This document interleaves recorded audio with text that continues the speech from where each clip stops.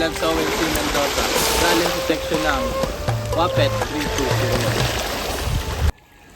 3201. Pinili ko si Lapu-Lapu bilang aking karakter dahil marami akong nakikita ang pagkakatulad sa kanyang katangian at sa aking sarili. Tulad niya, nais kong maging matapang sa pagharap sa mga hamon sa aking buhay. Kahit na minsan ay nakakaramdam ako ng takot o pag-aalinlangan. Ipinapakita ng kanyang kwento, lalo na sa labanan sa Mactan, na mahalaga ang paninindigan at hindi pagsuko sa kabila ng hirap ng sitwasyon. Sa aking sariling karanasan, may mga pagkakataon na kailangan kong ipaglaban ang aking mga desisyon at paniniwala. At dito ko naalala ang halimbawa ni Lapu-Lapu.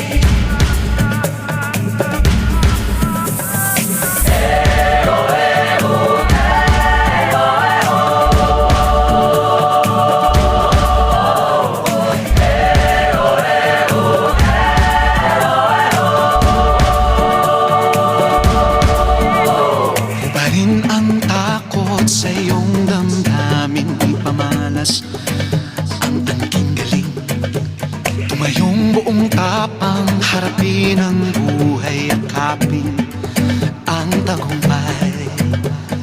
Tulungan ang kapwa't bigyang halaga, wag hatakin ng pababa. Isipin mo sana ang sarili ng pakisama't bayani.